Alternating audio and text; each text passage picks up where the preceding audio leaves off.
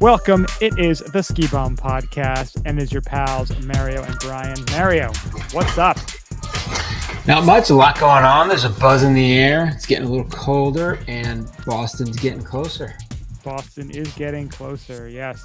It had a bit of an unfortunate scheduling conflict last week. My wife got really sick, and I had to work double duty as dad and mom and worker, and I could not make it happen last weekend. So change in the scheduling of the podcast, but do not fret, do not worry. We are going to get things back on schedule. We're going to have tons of good stuff leading us up into Boston because we are trying to make a big splash because we will be hosting the Snow Skills Cabin, and we're super excited. And we're going to be meeting up with a lot of our old friends, making lots of new friends, and hopefully blowing up the podcast. And then you folks who are listening now can be like, I listened to them before everybody started listening to them. So you can be that person. They're going to say before episode 300. You can be like the guy who's like, I saw Nirvana in 1989. Okay, well, that's wonderful for you. Do you win a prize? What's up with that? There you go. But you can be that person. Everyone loves being that person. Everyone loves being that person. Oh, dude, I went to that restaurant before anyone knew what it was. Dude, I got that beer before anybody knew what it was. That's right. I got COVID first. The whole thing. Dude, I had COVID in fucking December of 2019, bro. Right. Everybody loves COVID before you knew what COVID was. It's the old meme. It's like you know what? I did that before it was cool. You know? Yeah. Everyone wants to be that guy. So we thank you, though. You will always be cool in our eyes because you have been listening and you've been watching and checking us out and subscribing and rating. So thank you so much.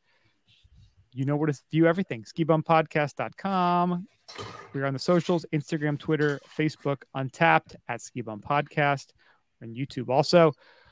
Send us an email, skibumpodcast@gmail.com. Go to your favorite podcasting apps and sites and rate and subscribe. That really help us out. Thank you so much. Big shout out and a big thank you to our sponsor, Chuck Bucket. Chuck it in the bucket. This episode is brought to you by the Chuck Bucket, brand new ski rack from a startup out of Salt Lake City, Utah. It is a trailer hitch rack that's designed to hold 8 pairs of skis or 4+ snowboards. Simple to load for the whole family and easy for anyone to install and uninstall from the hitch. So check it out at thechuckbucket.com. Thechuckbucket.com. Spelled exactly as it's said. For anyone who likes to shred in the off season, they also just launched a bike rack that works with their modular ski rack platform. So the trailer hitch, the stem comes out of the trailer hitch, goes up. You can take the bucket off, put on the ski rack. 4 bikes, kind of, if this is the back of your SUV, they kind of go like this, boom. Up, along. The doors go like this or like this. They pretty much contour to the back of your vehicle, which is pretty awesome. Yeah. Check them out again, thechuckbucket.com. Thank you so much for sponsoring us. We really do appreciate it. As we mentioned, Snowbound Expo, Boston, November 18th through 20th. 2 weeks away. 2, 3, 2.5. 2 weeks. Whenever this comes out, it'll be 2 weeks. I think it's 2 weeks. I don't even think it's 2 full weeks. That's about 2 full weeks from tomorrow. From tomorrow? Friday. I'll be in all this time. In 2 weeks, you'll be getting in there. I'm still trying to figure out what I'm doing, how I'm getting in. I don't know if I'm taking the train or driving, but we will see. I cannot wait. We're super excited. Again, we'll be hosting. Just take the train. Well, I don't know if Andrea's coming or if we're driving. It's a thing. Right. It's a thing. Because again, we need someone to watch our little rotten children. We'll figure that out. We'll figure that out this weekend. Oh, they're so cute. They're adorable. They're cute, but the little girl, she's over just 2 years old, and she just loves scratching people. She goes up, she'll just walk up to a little kid that she met and just smile and just scratch their face. That's right. Hey, like that motherfucker. And it was funny on Halloween. So she was dressed as Elsa. And at one point, she just got sick of walking around. So she sat in her stroller. We pushed her around and she started just eating her candy from her bucket without us noticing. And I was like, it's like Elsa with an eating disorder. Just sitting there, full candy wrappers and stuff. It was pretty funny.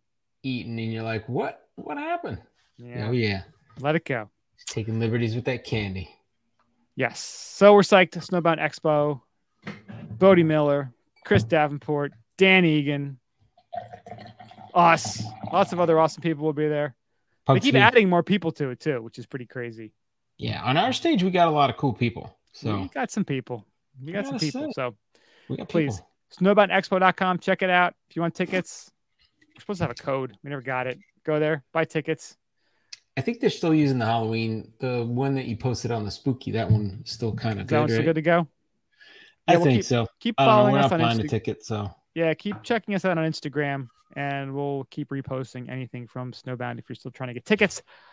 Mario, let's kick it off the way we always do. It's time for Après Today. Okay, so as usual, I'm on my multiple après because I like doing a long, healthy après. It's a Wednesday. It's a Wednesday, man. You got to drink like it's a Saturday because you don't know if you're going to live till Sunday. That's what I say. Right? That's words to live by, my friend. That's right. It's Wednesday. Saturday drinking on a, what is it called? Saturday drinking on a Wednesday night. Is that a country song? No, but it should be, right? Shouldn't there be an own country? Nope. It's beyond country. Yeah, so I started with some wine with dinner. My wife made a nice little red sauce. I got to say, she did a good job. Really good. So I had a nice little red wine with that, a Chianti. Switched over into my favorite, which is now empty. But this is a weed-infused drink. So I have that. It is I got to say, there's a stuff called weed squeeze. Yeah, weed. Squeeze. And you buy it in a dispensary, and it's an additive. It's like, what do they call it? Like micro molecules of weed or whatever. So it's supposed to absorb quick into your body, and also you can put it in a drink and it kind of diffuses. So that's the intent, is you put it in water or you put it in a drink. I usually don't put too much. I just put a little touch in there. And I tell you, instead of having alcohol, you got that, no hangover. You know, fancy microdose. Fancy microdose. I like that. But I got to say, that's not bad. You got to get a good flavor, though. I got the watermelon flavor, and it really kind of sucks. So you got to dress it up with other flavors. Do they have black cherry? I don't think so. See, black cherry is like the solid flavor. That whatever. If anything, you're trying anything new and they have a black cherry flavor, like that's usually like it's hard to mess that one up. Yeah, it is. Watermelon's weird. Watermelon, strawberry, like those colors, those flavors don't really translate into like fake versions. Yeah, sometimes they're really fake or they're crappy, or they're great. You know, this one is not great. And I got to say, word on the street is that the lemon lime is the one to get, because then that's a tough one to mess up too. Yeah, lemon lime's always a solid option. Especially if you make a cocktail. It's just orange, like putting a little lemon lime in there. Orange, lemon lime, black cherry. That's like your holy trinity of artificial flavors that actually taste good. And for some reason, peach. Like if you get the peach high noons, delicious. I don't know why. Really? Okay. Yeah. But anyway, so I do that. I do a little bit of a kind of juice. I made a fresh blackberry simple syrup this weekend because blackberries are on sale. So that's kind of me. I squish it up, I muddle it, cook it a little bit with a little tiny bit of sugar, not too much. And then so I had that with a little seltzer, my little weed juice. Perfect. But now I'm moving on to the show après. So this is just how I roll. And I found this and I was like, shit, yeah, I got to get it because I haven't had any pumpkin beers so far until now. And I give you the Pumpkin Nitro. Pumpkin Nitro. So Southern Tier Pumpkin is one of my favorites. And we've talked about this. You can find it a lot of times. They have it on draft, but I've never seen the Pumpkin Nitro. Nitro. Yeah, so it's kind of like the what is it? The Guinness, where you open up the can and there's like a little thing in there. Yeah. Actually, there's no thing. Oh, there is, but it's not the same kind of thing. I think technology has come a long way in the last like 10 years in terms of being able to nitro things. Yes, they nitro everything now. Coffee. Why not? Everything. You know, I want nitro water. How about that? I want water on nitro. Sure, it's out there. Liquid Death probably has like nitro water. Yeah. Why wouldn't they? So this one is 8.6 ABV. which is pretty That's pretty no beefy. joke. That's no joke. Yeah. Oh, has a good nose. Imagine if Guinness came out with a pumpkin flavored beer, like Guinness pumpkin. Do you think how long would it take for them to burn down the brewery in Dublin? Well, they came out with that Guinness. What the hell was that? It was like Guinness White or something. The blonde. Guinness blonde. That was not. It was gross. I gotta say. Good. I think. Did you buy like a 6-pack once at the Share House or something? I did, and I tried, and I was like, "This is gross." I don't know. We all tried. We're like, "This is like," because Guinness. You're like, Guinness is always solid. You're like, this is really not good. Really not a good choice for them. Why would you do this? This pumpkin's pretty good, I gotta say. Guinness pumpkin. I think that should be a thing. Guinness pumpkin, but this is the pumpkin, so it's got That's what it looks like. It looks like what Guinness pumpkin would be. That's right. This looks like I think Guinness would be a little darker. This is a little amberish. That's true. That would be as like if Killian's Irish Red made a pumpkin beer. Yeah, you know this has a flavor like a darker beer, but it's amber in color. It's not too bad. It's pretty good. In recent years, I've really there's a difference between the pumpkin spices and the actual pumpkin flavor, and a lot of times your kind of palate gets a little faked out. But this is pretty good. It's not too bad in terms of like a fake pumpkin flavor. Yeah, I think we've passed peak pumpkin. I think maybe like 8 or 10 years ago. I mean, 8 years ago. That's when the pumpkin just got out of hand. It went off the rails. It went too big. Now there's that one, the Gourd's Gone Wild, the Cigar City one. Oh, Cigar City, yeah. And that one's really good because they use actual gourds pumpkin in the brewing of it, so it's not fake spice. It's actual pumpkin flavor in there. Yeah, you sent me a couple of those. That was actually very good. It was a little sweet, but it was good. Yeah, it just doesn't taste like fake stuff in it. Like this is good, but if they went a little bit more on it, it would have tasted that little fakeish flavor where you're like, this is just pumpkin spice, not real pumpkin flavor. You know what I mean? But no, it's really good. Solid. And I like the nitro. It has a little bit creamier flavor, creamier texture. Oh, yeah. Nice. That sounds really good. Yeah. Got a little 4-pack. I was like, yeah, let's try that for the podcast. Beautiful. In addition to my many apres. So what do you got the sport in there? Mine is actually pretty weak. I will tell you. This has been, like I said, it's been a rough last week and a half or so. I got stuck at work late. I freaking had kids were Work's impossible. Halloween, like everything. It's been madness. Like it always Halloween. And I'm starting to wonder if I'm getting a tiny bit sick. I'm wondering, like, you get that feeling in your throat. You're like, please don't be me getting sick. Is it real sick or work sick? Like I got to call out of work because I don't like you mother effers. Yeah, I'm not going the next 3 days anyway. So there you go. I'm trying to like bring myself back. Trying to rally myself, trying to get my body fired up. Now, I've been up at like 5:30 the last 2 days. Damn. Working out, getting up early, then commuting to work. So I've been hitting it really hard. That's good. So what I did right now, I just have some matcha green tea. And funny story, not that it's really that funny or interesting. This matcha green tea, I will tell you, I bought this packet back in March of 2020 because I listened to a podcast with Kevin Rose, and he was talking to Dr. Andrew Weil. Now, I forget if he was like the Surgeon General or he's like maybe like an author. He's some famous doctor. He's like the big white beard. You've definitely seen him. Dr. Andrew, I thought it was Wheel. Is it Wheel? Wheel, W-E-I-L. Could be Wheel.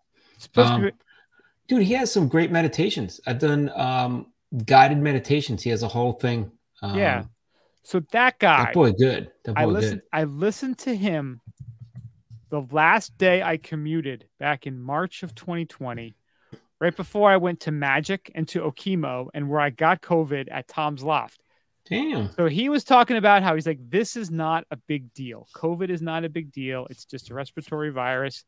You should be fine if you get it. And which I was like, okay, cool. If he said it, that's great. Controversy. I'm sure they banned it and shut it down, whatever, after he said that. But he sells matcha green tea, and I bought his matcha green tea, and I bought this mushroom cinnamon spray, which is like a immune system booster from Paul Stamets. He's like the mushroom guy.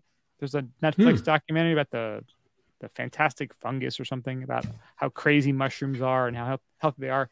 So his company makes this mushroom spray. So I bought the matcha green tea, the mushroom spray, took some vitamin C and D, and I still got COVID or the flu, whatever I had in March of 2020. But I still have some matcha left. It's expired, apparently. Apparently it expires. It's just green powder. Apparently. Dude, you should mix it with that Four Locos you got in that fridge. How old is that thing? Now, look at that Four Loco. That Four Loco is pre-COVID. It's pre-Trump. It's from like Obama's like first year. Like that's how, dude, how about I bring the Four Loco to Boston? Oh, dude, we got to off celebrity auction. I wonder if it has a born on date on it. I got to check that out. There's that show where those guys eat like stuff from cans from like 20, 30 years ago. And they're just like, I think we should break out. I'm surprised they're still alive. I think we should. Yeah. I think we should bring it out there and maybe like the Saturday night. Last day, just break it out. I would the end of the Saturday night, we should like break out the Four Loco. Boom. We should get like a special glass case for it. Or we should get a couple people with white gloves, like when they carry out the Stanley Cup.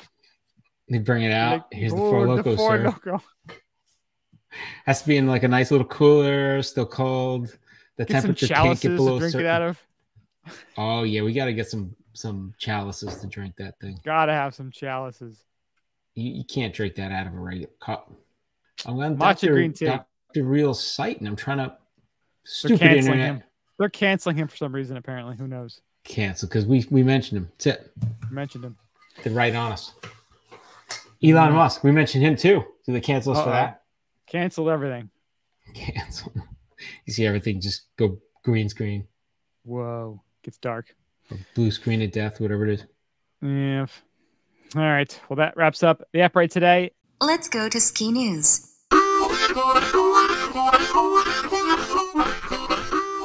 Snow is falling all across the West. So a bunch of places have already opened. Winter Park, Colorado, Keystone, A-Basin opened last week. Announced today, Mammoth is opening 11/5. Boom. Was that Saturday? Out in California. And Bryan Head is going to be the first resort to open in Utah 11/4 Friday.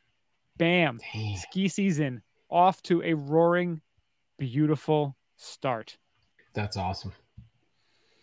I was looking a little sparse there for a bit, but all of a sudden, a couple feet dropped in Colorado and Utah, skiing out in Minnesota and Michigan. It's a beautiful thing. So if you're out there getting turns, my sister, she's out at A-Basin. She's already sending me pictures, and I hate her for doing that. But, you got to go up to her and say, we love Brian's show.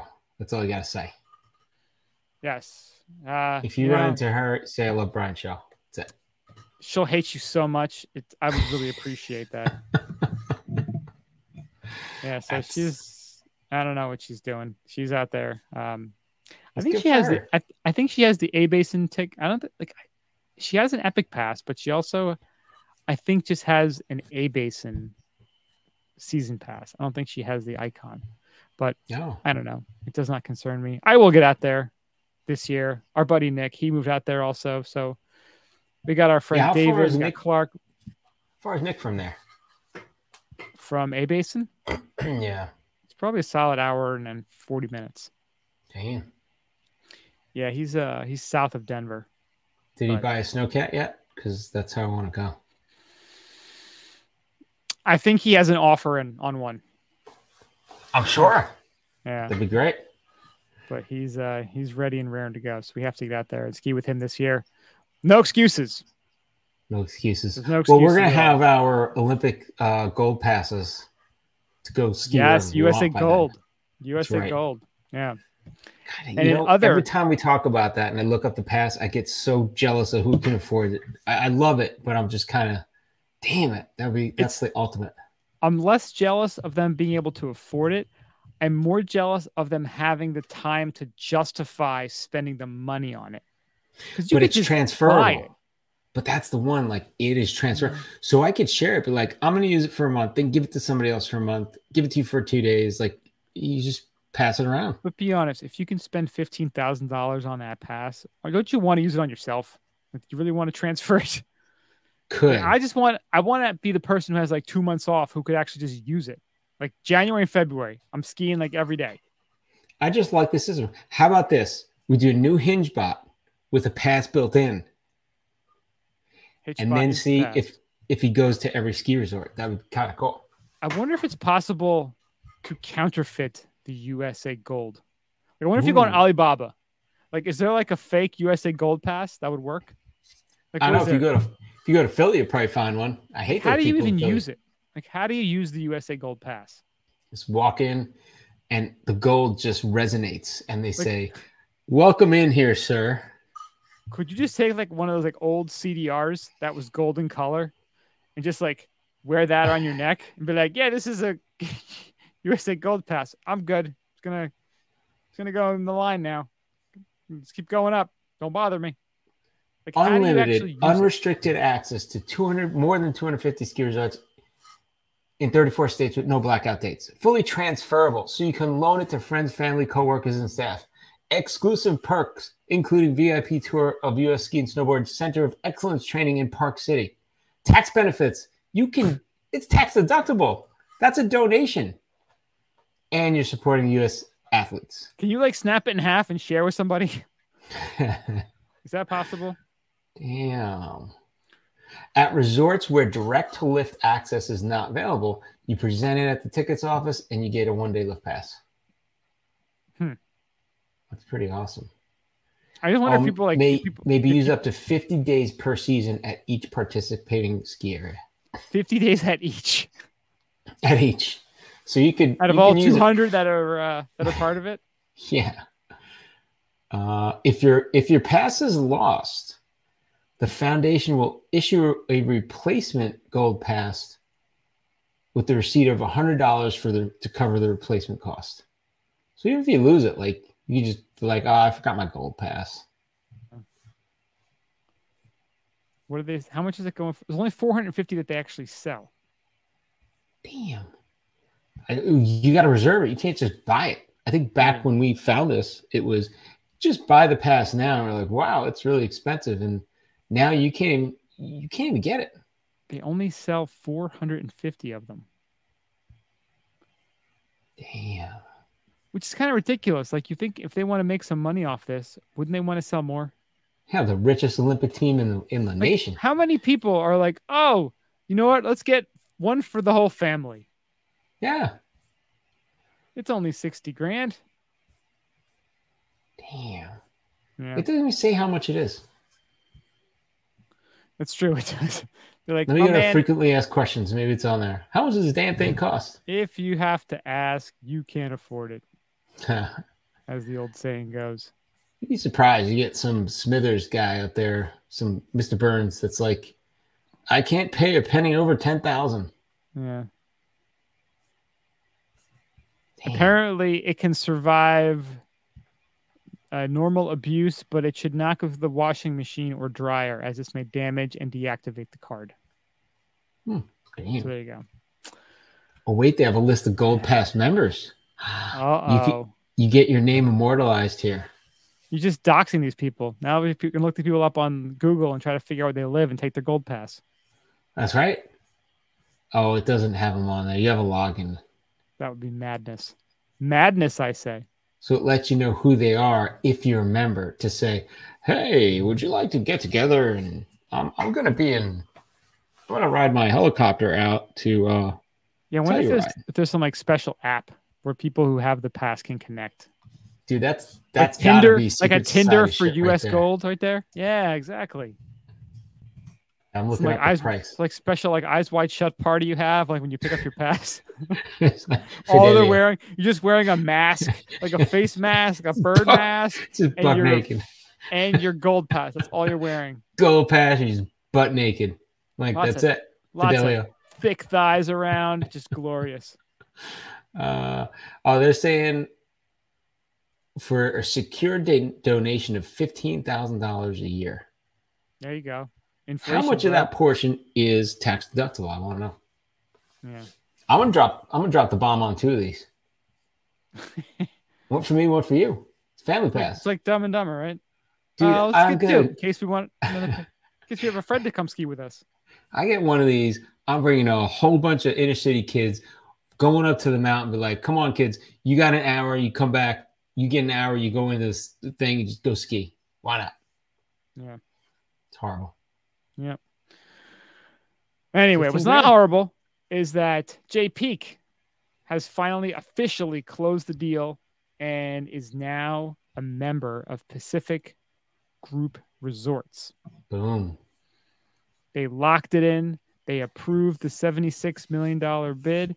And lo and behold, they're finally owned by another company after 6.5 years of, what you call it, limbo or pregnant pause, unsure futures. Like it was just a kind of crazy purgatory they were in for a bit. So congratulations, Jay Peak, the folks up there. The only thing that makes me mad about this story is that you didn't buy it. Our bid for $74 million was not taken because we were outbid. If we didn't have to buy those USA Gold passes, we would have had a little bit of extra money to buy JP. You know, and we were arguing with our accountant saying, no, let's go for 76 or 77 million. We would have had it right now. But no. Shouldn't have bought that goddamn Dogecoin. God damn it. What the hell were we thinking? We spent it on Dogecoin and PCP. Doge. Yeah. So, damn it. You know, you win some, you lose some. That's pretty much how life works. Thanks, Elon. Yeah.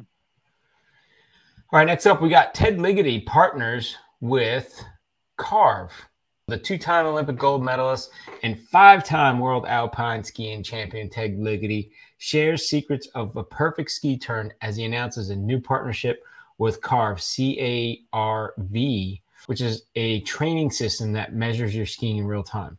It's pretty interesting. It hooks up to an app on your phone, and there's a little transponder that you put on your, I believe you put on like the top of your boot. And as you ski, it measures everything you're doing, the way you turn and all the different things it's registering, your speed, your, you know, where you're going. It even does like, it has inserts. So it measures the foot pressure in your boot while you're skiing. So it's kind of cool if you think about all the stuff that's going into this. Is the geometry behind knowing where like the angle your legs are and your boot is and the pressure within the boot. And they use that to come up with recommendations and coaching on your ski technique. So there's real-time audio that does coaching drills and concepts built by Ted to give you advice of a master every step of the way. It's very interesting. I like this is super cool. Like they have a number it comes up with. It's called your ski IQ. And yeah, it takes the angle of your turn, the edge analysis, the edge similarity, the timing of your edging. Like it's really pretty sweet. All the stuff it gives you, and it kind of shows where your score is. Like, are you beginner? Are you intermediate, advanced, or pro? And a lot of that's based on the angle that you can get your skis at. Like I said, the pressure too that you're able to put on that. We haven't tried it out yet. This is something we should reach out to these people and see if we can do this, because this would be really fun to learn. Because it's so funny to like think about what you think you look like when you're skiing, and then to use something like this, or maybe have some video footage, and you're like, oh, that's what I look like. I don't look like freaking Ted Ligety ripping GS turns like I thought I did. Exactly. So it's about, from what I'm seeing here, it's about $199 for the device. And then they have memberships, which I guess provide the updates and the advice and all that stuff. So unlimited pass for 1 year is $199. 2 years unlimited is $149 per year. What if you have a USA Gold ski pass? Do you just get it? I think it should come with it. Like, why Seriously. wouldn't this be a partnership? So for $497, you get 2 years of coaching plus the devices. You're good to go. In 2 years, you should be a pro. You should be in the Olympics. I think that would be awesome to do a study. You could definitely make the Puerto Rican ski team. Oh, can you imagine with that? This? Just start with buddy people Benji, Jamaican ski team, right? Yeah, but I would love to see. That would be a great study as a former psychology major. Like, that would be a good study. You have people that don't have this and people that do have this, and you put them out on the mountain. See who like goes further with this. Double-blind placebo study, right? Boom. That's right. Yeah. And we'll do this with microdosing meth or something like that. You know what I mean? Just to make it like, fun. So that's our third group, right? That's the wild card. They're just like all wound up, like wild card group. That's right. They didn't learn how to ski, but they did a lot of digging. That's about it. You know what's really cool about this too? This is something that if you're skiing alone, like, a lot of times it's fun to ski with groups, but say you like have a bunch of times where you're just skiing by yourself.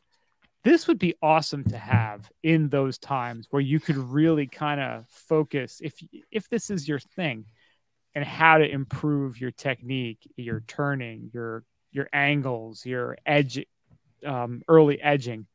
Like, I could see myself getting like super obsessed if I had this, just like always wanting to like better your score. Like, oh, look, I got a 92. He's like, oh, I got 94. It's like, oh, I'm getting 95 next time. Like, this is pretty sweet. I like this. And, again, having someone like Ted Ligety being one of the guides in there, that's super cool. But I like how it's focused on your skill level, right? Not on. So I remember the ski apps that we would put on, and I remember trying them for a while. Always speed. And it would be speed. And people are like, I'm going 80 miles an hour. I'm going 70 miles. I'm like, yeah, I don't know if that's true, but I don't, whatever. Why? Right? Like, after a while, you're like, okay, that's cool once in a while, but that's all some people would do. Like, I went the fastest on the mountain. It doesn't make you a better skier going 70 miles an hour. Right. Like, I want to grab a little trophy out of my pocket, but like, here you go, buddy. You need this more than I do. You know what I mean? Like why? Like, if you want to prove something, enter a competition. Enter a really fast skiing competition. Yeah. It was part of the Olympics at one time, right? Skiing, bringing it back. We had an interview with Jacob. Yeah, that's right. I want to get this. I want to become a better reach out. Skier. I'm going to reach out to him now. I'm writing him down. Right now. Are they going to be at the Snowbound Expo? I think they might be. If they are, I think they might be. I'm looking right now. Carve at Snowbound Expo. Find them. Well, speaking of American male Olympians, there was a really cool article that came out last week in Bloomberg by our pal Gordy Megro, who we spoke to last year, who wrote that 100 Slopes of a Lifetime book for National Geographic.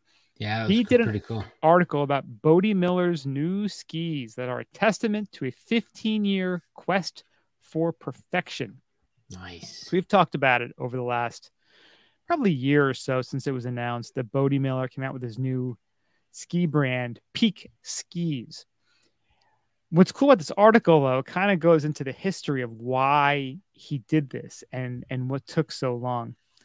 So this is really cool. So during the 2004 season, New Hampshire native got a pair of skis from Rossignol, his sponsor at the time, that were extremely stable and smooth, yet also easy to turn. A trifecta that's hard to achieve, especially in race skis.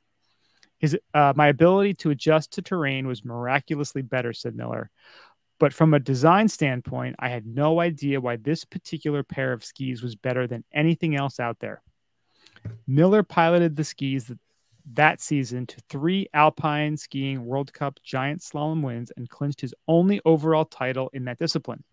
The next season, he signed a lucrative contract with Atomic, and the beloved pair of Rossignols, which had been raced and filed so much that they were hardly any metal edge remaining, were passed on to Thomas Grandi, a Canadian racer who proceeded to win 2 races of his own, the only World Cup victories of his 16-year career.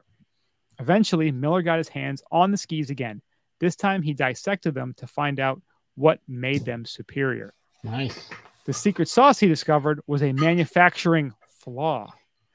Rossignol engineers normally glued a vibration damping device to the tip of the ski, but in 5 pairs that were produced prior to the 2004 season, including the pair Miller raced on, they cut a hole through the metal in the ski and stuck the device to its wood core. Oh. Miller believes this was done because the glue the company was using to adhere the anti-vibration device to the ski's top sheet wasn't working. Once they got better glue, they went back to sticking it to the top of the ski. So a manufacturing flaw was possibly the reason why the ski was better. That's pretty wild. Isn't that crazy? So for 15 years, he dreamed of building a consumer version of those skis, but it wasn't until he co-founded Peak in 2021 that he was able to finally realize that. And the rest of the article kind of goes on to talk about, you know, how they just released their new skis. It's a bold claim. And Gordy took out these skis out on A-Basin back in May. So, you know, not exactly the best time of year to be skiing. But he said that these skis were actually a lot more fun than he expected them to be. Really easy to pilot. And he said he was going to just do a couple runs and end up spending the whole day on them. So, man, interesting that, you know, you got someone like Bodie Miller who, you know, could have any ski he wants and decided that he wanted to just do his own thing. And I could have every ski I want. I had them all up and shaped and non-shaped. I had them all over the world. That's the Godfather, right? Yeah, had them all over the world. Yeah. She was the greatest piece of ass I ever had, and I had them all over the world. But yeah, it talks about, you know, just kind of going on how they formed the company, how they were able to raise money, the initial run of skis. They call it the keyhole technology based on that flaw in the original Rossignol. They actually build them in the Elon factory in Slovenia, which is kind of interesting. They just talk about a few other things, like other companies they're working with. I remember when they came out with that dampening thing, and it was weird, and I was like kind of afraid. I was like, I don't know what that is. It's just kind of strange that it was there. But Elon has done it since, right? And Rossi, they did it for a while, and then they don't do it on all their skis, but they did it on some. Right? I think a few still use that. Yeah. Yeah. But what's cool is they're working with a German manufacturer that makes industrial equipment that they're looking to automate the ski building process. And they said they would love to see a ski that costs no more than $300. Now these cost $890. How about a ski that costs $30? Like the Yugo of skis. Might not be great. You might break your ass, but how about $30? At least it's cheap. In out the door. That's right. There you go. It comes with boots. Why not just take a shoelace and attach your, you know, hiking boot to the ski, right? Why not? If you want to be cheap, we can be cheap. Even this, you just weld a ski boot to it, and that's it. Why not? Perfect. You get the boot that comes with ski. That's it. Perfect. Be like the Putin brand. Putin skis. So there you go. So this article is pretty awesome. We'll have a link in the show notes. If you link, sometimes you click on the link and it like Bloomberg makes you pay, but we don't pay for it. We'll provide the link that should be the free I haven't paid for allegedly. I haven't paid for a piece of news in all my life. There you go. And we're begging people to pay us for our podcast, and yet we're stealing money from all these fine folks. We're not stealing money. It's all out there. They get everything from AP. Now, if they create an article, they should get paid. They get it from AP, F them. They did actually create this article themselves. So that's good. Then it deserves a paywall. But it's weird how it's free sometimes. I don't quite understand that. We'll put the link in. They got to give you a taste. May vary. Let you wet your beak. Wet your beak. You got to come back. Yep. It's another Mafia reference. Yep. All right. On a sad note, let's bring it down. The creator of the Red Bull empire, Dietrich Mateschitz, he passed away at the age of 78. So he's an Austrian salesman turned a Thai energy drink into a juggernaut that owns, not owned, sports teams, media outlets, and a winning Formula One crew, which this weekend I was watching, and they were competing for a record of wins as a Formula One crew. And I'm like, all from a freaking energy drink. Isn't that amazing? Yeah. And we've talked about Red Bull in the past, just again, being amazed at this bizarre mix of flavors. And again, I never knew it was a Thai recipe, but this article, talked about it. Did I? That's crazy. Yeah, he was a salesman and somehow decided to take this concoction that he'd found in his travels as a salesman and turn it into one of the most recognized brands in extreme sports and beverages in general. I mean, absolutely crazy. It's incredible. He used to be he was a salesman for a company that made personal hygiene products and toothpastes and discovered the elixirs sold in Asian pharmacies as pick-me-ups for workers and truckers. And he said he got in touch with the maker of one of them, Kallio Uvidia, whose drink Krothing Dang translates into English as Red Bull. 78 years old is not that old these days. It's really unfortunate. I don't know how involved he was in the day-to-day operations of his companies. It's pretty old if you have like 20 Red Bulls a day. Just saying. Yeah, I mean, is it better to burn out than fade away? I mean, it's the question you got to ask. This guy, again, I guess he's touched lives. He wasn't that young when he came up with the Red Bull thing then. If he was... No. He had to be like in his at least 30s or 40s at that point. Oh, yeah. Yeah. So it seems like the last portion of his life was probably pretty freaking awesome. Oh, yeah. You think he had a pool full of Red Bull? That would have been the way to go. Or hot tub. Like, Red Bull hot tub time machine. Or like his sprinkler system, just like shot out Red Bull, It's like a hot tub filled with Chernobyl. Yeah. Think of that. Like the entire, just Red Bull on everything. You almost has to, right? Yeah. Or like a moat. What about a moat? Ooh, a Red Bull moat. A moat. Imagine you have crocodiles in your moat that's made of Red Bull. Remember the jerk where he had like the dispenser of wine and he had like the wine glasses in the cup things that came out, but they were actual glasses? Yeah. How about that? Like you're playing tennis and you want a Red Bull. Boom. That could work. I like that. Yeah. So very unfortunate. But they've touched lives. Think about, it's not just branding, right? They've supported race teams. They support crashed ice, right? Yeah. The uphill snow car racing they do. Like all these sports they funded when I think they would have struggled. The fluke tug. Yeah. Which, damn it, I wish I was in a city where they run that.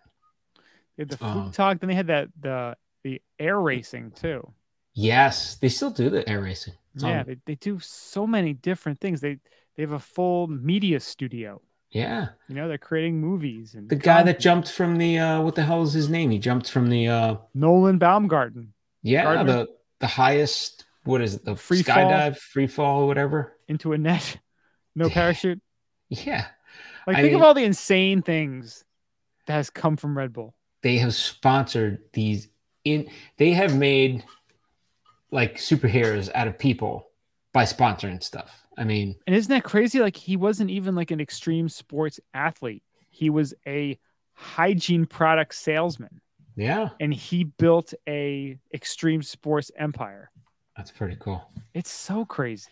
Like somebody took it and ran with it. It's a genius. It's not even a concept. It's just a genius way he marketed his brand. And it's amazing.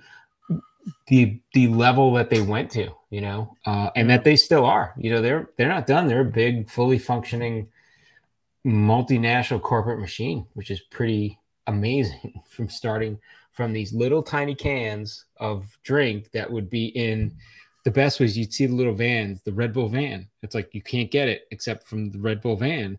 And then you go to a bar and you'd see the Red Bull in its own little cooler. Like it was very protected. Like, those little cars driving around the Red Bull can was pretty funny. Yeah. Like Mini Coopers and something else. Yeah, they made it fun. The way they marketed it was like, cool, you wanna drink one, So they make all these obviously like TV films, but is there actually like a documentary about Red Bull? There may be one coming out soon. I don't know. Because if you type in Red Bull documentary, it just links to all their movies and like the documentaries that Red Bull does about like the Alps. Yeah. There's all the film like they have a whole film studio they created. Like there's level on top of level of stuff they've done instead of just selling a bunch of stuff. You know what I mean? Yeah. Here's something called Red Bull, the real story behind the can. Man. The Art of Flight, the seminal snowboard film. Red Bull Studios has new documentary, How Sports Changed the World. Like there's so many just movies about things. Like they took a page out of the Budweiser advertising machine and they took it to another level because they created like video and movies and stuff like that. Like, I don't know. It's pretty cool. Yeah. Yeah, there's this little 13-minute thing called The Real Story Behind the Can. Oh. Kind of cool. I have to look up the real, if anybody has or finds the real best Red Bull documentary on the creator, let us know. skibumpodcast@gmail.com. Hit us up. Rest in peace, Dietrich. And that wraps up the ski news. So now we're going to roll into the main topic. And Mario, you actually were just on a call where you got a lot of cool information about some new products that are coming either to us in this upcoming season or that have been made aware to us in this upcoming season. So why don't you hit us with all that crazy good knowledge you just got? So I'll just hit the highlights, the points, talking points. There were a lot of good people on there. We had representatives from Head, Vocal, Del Bello Marker, Ski Talk, Phil Puglisi, which we're going to see at the snow show, who does pug ski. Let's see, Dave Simpson from Verde PR.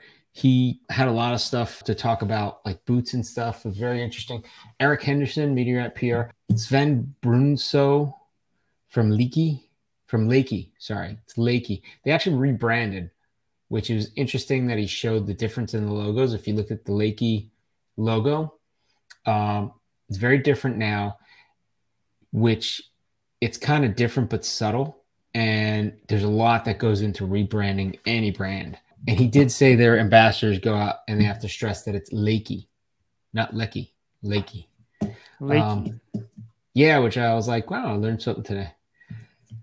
And then Richie Silver and Mike Roth. Yeah, no, it was a good podcast. So some of the big things I learned, 34% of soft tissue damage in ski injuries, 34% is from knee injuries, and it's all soft tissue damage, a lot of ACL injuries, and they're saying it's from the backward twisting fall, otherwise known as the phantom foot, where you actually slip backwards. That was Andrew Cooper-Waite from Head. And he was talking like they do all these studies about the angle and the incidence and trying to go through all this stuff and with doctors. And he had like all these charts to show about the angles they use when they plan out how a ski binding releases. They look at like where's the most common places of injury. So they go through all that. And basically at the end of the thing, he was saying, a lot of stuff that's coming out now, and some of the other speakers that spoke after, we're actually talking about now they have some of the bindings that are the most safest that you've ever had in your lifetime. But in the same sense, leading into another topic, like they were talking about these bindings and the boots and stuff like that. And if you look at boot technology, right, it's starting to advance where people want to be able to walk in their boots when they're, off the mountain or they're après or something like that. And now with COVID, a lot of people are walking more because they're parking far in the parking lot and they're walking to, the lodge where you couldn't suit up because the lodges were closed because of COVID, right? Yeah. So now kind of like the market's adapted because people, that's what they want. So if you look at your boots now and you look at your bindings, boots and bindings years ago, they were saying boots and bindings used to match. So you didn't have to worry about it. You got boots, you got binding, you flop, some bindings on some new skis, you get new boots, who cares, right? But now as you get new boots, the profile of the boots are different because some of them are made a little bit rockered so that you can walk easier when you're not clipped in. And they have like, different thicknesses. So what happens is you put your new boot into an old binding and you don't realize that it might be not allowing the clearance that you're used to. Phil from Ski Talk, he was talking about it, and we're going to talk to him a little bit more about it at the show. He was actually saying it's very interesting. Like, people don't realize that it is something to worry about when you get, you have old pair of skis, or he mentioned, he's like, everybody has their rock skis or their, early season skis or late season skis, whatever. And they're usually like older and they have older bindings, but now you're putting your new boot into that older binding and you might not have the proper clearance that you need. And think about, one of the things that went through in my head is, what about blowing out your ACL on rock skis on a crappy spring ski day? Or even worse, in a really like a late October day. Oh, it would just be horrible, right? So it's kind of made me start thinking, I'm like, but then I said, I'm like, well, how do you check your skis? And they were like, you kind of have to have a professional look at them or something, just kind of check them out, or do that upgrade and get newer bindings or something and make sure that the bindings match what your profile of your boot is. You had that problem with your boot, didn't you? Well, the issue that I had was that I got a new pair of boots it's more than a couple of years now. Those are the Surefoot ones, right? Yeah, the Lang boots that I got, they are the XT 130s. And it was the first version of the XT 130s that came out. And it had the walk to ride footbeds on there. Nice. Or the that's not even the right term, is it? Because the footbeds goes inside. The what is the outside is the toe thing, right? Like the grip walk. So it has the pins for the front for the touring bindings. Yes. So it needs the walk to ride bindings so that the boot can clip into it. Oh, and the skis that I had, which I only had for like less than a year, had just like a regular pair of, regular marker bindings on there. So what I had to do was, what I did was, because this is the kind of person I am, I bought myself new skis and new bindings and gave my wife that old pair, that old, not even a year old pair of skis, and had them adjusted for her bindings. Nice. Gift that keeps giving. I think it was nice. Many others would think I'm a selfish prick, but I let them think that. So yeah, cheap bastard. That's what they say, right? Yeah. So it has the grip walk. Yeah, because of that, it required like a different binding in there. So that was my issue. That's the thing that's tough too, is like if you do get a new pair of boots, a lot of times you got to have your bindings adjusted, because sometimes they're just not the right. Either it's even if you haven't grown and you're an adult, it might be that the width of the boot is different, or the length is a little bit different. Because wasn't that an issue that you had too? Because you didn't have the walk to rides on there, but when you got your new boots, wasn't it just a little bit like too long or too short to fit into the way your bindings were set up? Yes. What happens is you have that. The last. That's the term for the last, which is centimeters of like your boot. Millimeters, right? Yeah.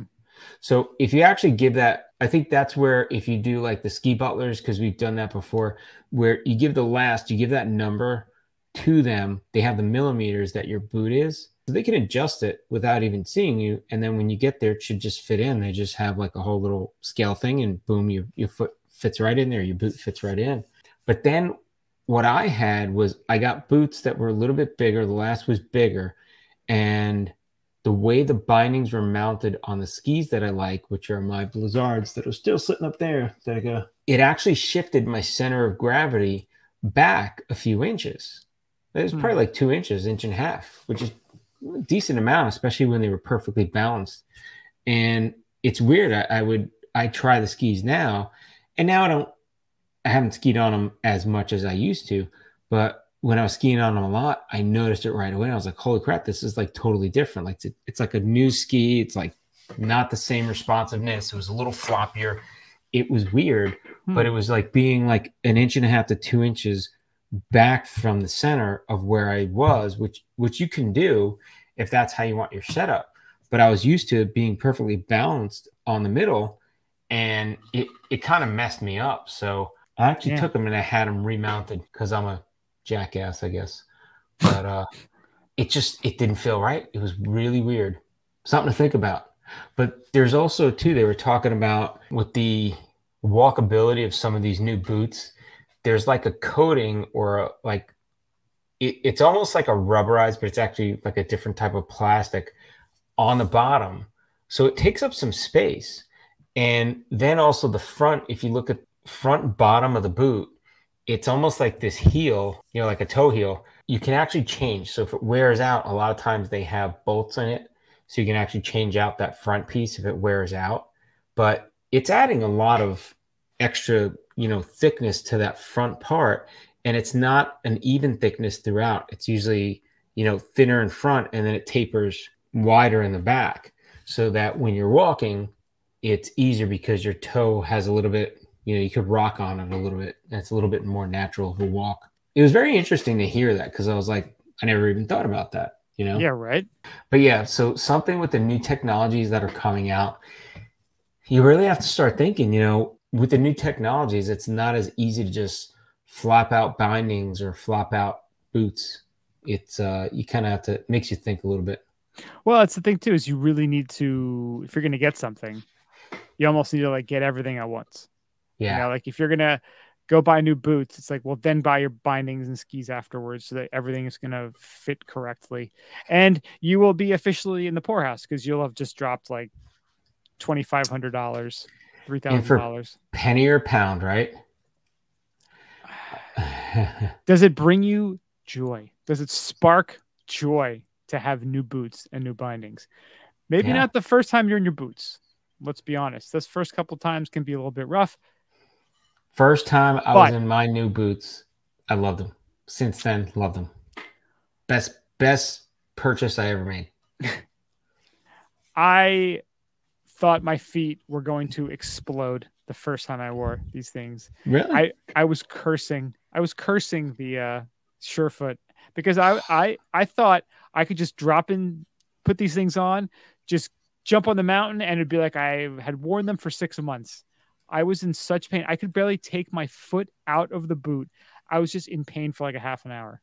See, I was a little prima donna when they were doing one. I'm like, nope, the ankle, you have to blow out this. You got to do it again. Do it again. I'm like hitting the guy, but just did like a hot poker. The best was our buddy Nick standing by us saying, "Get this damn boots." Like, he wanted to drive. It's snowing. We could be skiing right now. Yeah, he's like, we could be skiing, or we'd be getting the hell out of here back home, because it was forecast for 4 feet to drop. And we're like, we can't spend the night over, because we got to get back home for work. It was funny. But anyway, they spent a good amount of time. I tell you what, those boots have been, I'll walk around. I don't even have to undo them. Like, I love them. And my only problem is they're comfortable all the time. So I never notice if the walk or the ski mode is in, because it has that little thing on the back. And I'll ski sometimes half a day and be like, the bindings don't feel right. I wonder if it's the boot or the bindings. And then I look, I'm like, I'm in walk mode. I'm like, what the hell is going on with me? So if that's your biggest problem, you're doing pretty good. I don't know. I gotta say, it doesn't kill my skiing, but I don't know if that's good or bad. Yeah. I've gotten very used to mine now. I really do like them. I actually, like you mentioned before, the bottom part, the footbed, or not footbed, the walk, the grip walk, rubber soles that my boots have. Yeah. Beginning of last season, when I had my skis tuned, the guys like, these barely pass our inspection because of how kind of chewed up they were. The nice thing is you can buy new pads, which of course I got at the end of last season. And you would think with all of the time in the summer, I would have replaced them at this point. But of course they're still in the box. But luckily it's 4 screws per pad. So, one in the front, one in the back for each ski. So, 16 screws. Not bad. Got to do it sooner or later. And the one thing about those grip walk boots, if you do have them and you do a lot of walking, like I'm not talking like walking in the snow, talking like walking through parking lots where there's gravel and crap. I would recommend getting some of those little covers. They're like those rubber. Yeah. They look almost like, I don't know. Almost like crampons.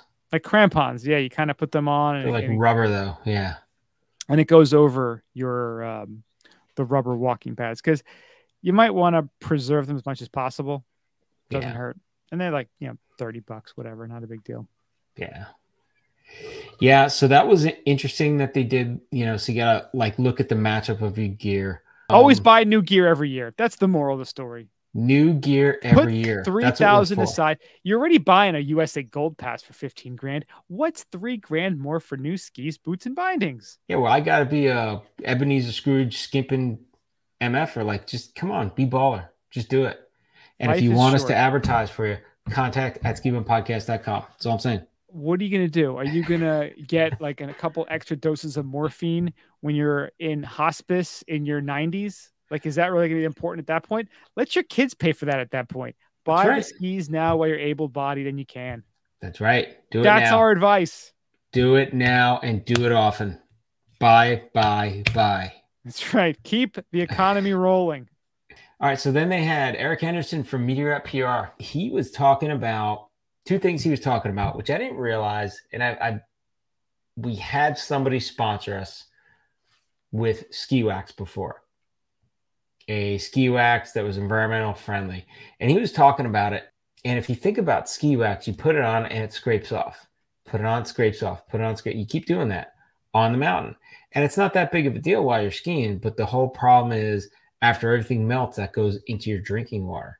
So I'm like, yeah, I didn't think it was that big of a deal until I thought about like if you're applying wax every time and it's coming off, like, yeah, that could add up, right? With the number of people. So I thought that was interesting. He also showed this thing called Cardo Outdoor, which is they have this thing called the Pack Talk. And what it does is they all connect to each other to create like this mesh network. So the more people you have with these, like the better it is. And the application is like if you're either out with a buddy or a few friends, or if you're like an instructor with a bunch of kids, like this thing is great. You can have two-way radio, real-time like communication while you're skiing. And it was pretty cool. It's like a wireless hands-free intercom and you can just talk with anybody. So it's pretty, I got to say that was very interesting. So by mesh network, does that mean that the more people you have, the better it works? Yes. So everybody's connected to everybody. So then what happens if somebody goes offline, everybody still maintains that connection. And I guess it looks for the optimal path when you're communicating. So it's the more people, the better the connection. It's kind of like what they have for your house, right? Like you have a mesh network.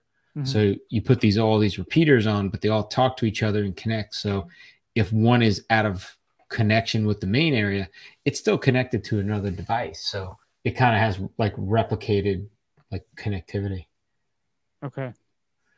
So it was very cool. That was neat. And that pretty much gives you like hands-free communications, right? While you're skiing. So like, I have my outdoor research, the pods. Yeah. The chips, they call them. And those things are great. I love them. They actually have ones that are two-way radios, but I think you got to press them and then you can talk to each other. I got to say on the mountain, those things work great. I'll have conversations while I'm on the phone skiing and people don't know I'm skiing. Like it's pretty interesting. Like I got to say those things are great. And it sounds like ambient noise because it's in your ear pads. It sounds like ambient noise, not noise canceling music. It sounds like they're playing music on the ski slope when I'm going down. It's pretty cool. So there's like that whole, like, it doesn't take you out of the experience really. There's more for enhancement. Yeah. Right. So I'll have it on. I'll have a full conversation with people and hear everything that's going on. But I got my music playing. It's like, it sounds like it's coming from further away. It's pretty interesting. Got Taylor Swift blasting. Just blasting. Like she's singing on the mountain while I'm having a conversation with you going like, yeah, I don't know about Taylor Swift. So yeah, that was pretty cool. It was a nice little kickoff, getting ready for the expo. Some of them are going to be at the expo. Some of them are representing. They're doing PR. So a lot of good stuff there. I found that whole thing about the ski boots so fascinating, though, about how they don't work with the older bindings. I mean, I guess it makes sense, but it's still just bizarre and amazing that it has changed that much. Yeah, they say it'll either not work or it just won't fit right. And some people don't realize it won't fit right. They'll just wedge it in there and be like, yeah, I'm going to ski. Good enough. You're actually the same guy's going to ski his legs into shape, right? That's right. I'm going to ski my legs into shape. I'm going to do in these bindings where the boot doesn't fit into the binding. Why not? But what you wind up doing, though, is like the danger of that is you actually clip in your toe, and that toe will not necessarily release the right way because it's wedged in.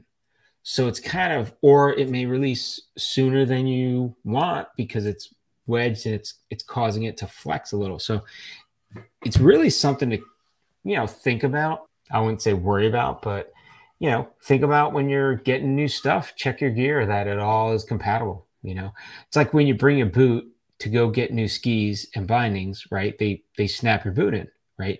But if you get new boots, do you bring your skis down? Usually you don't. It's true. That's all I'm saying. You may want to do that. So that was pretty interesting. But yeah, some of the new products, there's a lot of good technology that's coming out. I wish it was used to save people's lives, but if it's coming out for ski gear, it's all better. What are you going to do? What are you going to do? What are you going to do? But yeah, a lot of cool technology, a lot of stuff out there. Good for gift ideas. Somebody wants to know what to get you some of these tech gadgets so you can talk to each other while you're skiing. That doesn't hurt. Yeah, that Cardo thing, that does sound pretty cool. It'd be cool to get 3 or 4 of those and get some buddies together and try it out.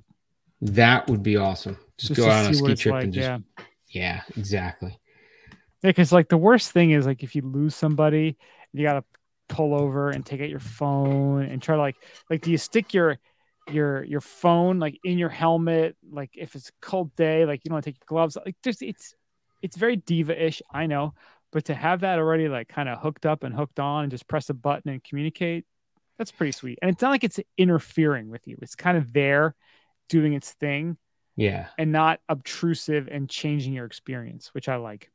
So I tell you what, they were saying, and I was just thinking about it from a personal thing. If I'm out with friends or family, and I've been places when I was in Switzerland, I think when I was with you in Tahoe, we got lost. And you're trying to call on the phone. Sometimes you don't have cell service, right? So what do? You kind of wait around, hopefully you connect again. I've gotten lucky. One time I had the walkie-talkie, and I was able to communicate with my friend Harry that was with me, and that was in Switzerland. And I was like, holy crap, if we didn't have these, we would have been separated. And I'm sorry, when you're in another country, sometimes you're not even thinking, you're not looking at the map, you don't know where you are, you don't speak the language, and it's pretty intimidating. I can only imagine then when they were talking about it, let's say you're an instructor and you have a bunch of kids. Let's say you have 8 kids, and those kids run like crazy. How do you communicate with all of them? You know what I mean? It's nice to have something it's safer. It's also better for coaching because you can actually talk to people while they're skiing. They don't have to stop and oh yeah, what do you tell me to do? It's you can actually talk to them while they're skiing in real time and say, no, turn this way, do that. So it's kind of cool, the application for it. And that's why I guess it really started get me thinking, and that's why I kind of really liked it. Very cool. I like it. Yeah, that'd be cool to check out just to kind of see how it enhances the experience. And you can use it at après ski too. Of course you can. Hey, anything at après ski, right? I see you by the bar. Can you get me another drink while you're there? Yeah. Right? Boom. The Red Bull and vodka, please. Pretty crowded. Rest in peace, Dietrich. That's right. Red Bull and vodka. Here's to Dietrich. We should have had Red Bull today. Damn it. Yeah, that would have made sense, right? Man. Pour a little bit out, right? Can we go back? Maybe next week I'll have a Red Bull and vodka. It'll be the last show before the snow show. Before the expo, I believe, right? Most likely. Most likely. We're gonna have to take a little pause, so it'll be a whole little thing. It's gonna be awesome. Yes. So, is there any way we can? We'll put some links in the show notes if you guys want to check out this stuff. I'll grab some links. If you have any questions, hit us up. skibumpodcast@gmail.com. Well, that wraps up the podcast for the week. Thank you so much for checking us out. Check us out at skibumpodcast.com. Find us on the socials, Twitter, Instagram, Facebook, Untapped, YouTube at Skibum Podcast. Email skibumpodcast@gmail.com. Go to your favorite podcasting apps. Rate, subscribe. We really appreciate it. Big thank you to the Chuck Bucket. Check them out, chuckbucket.com. Thanks, Chuck Bucket. Thank you so much for listening, and we'll talk to you guys next week. Stay high, stay falutin'. See ya.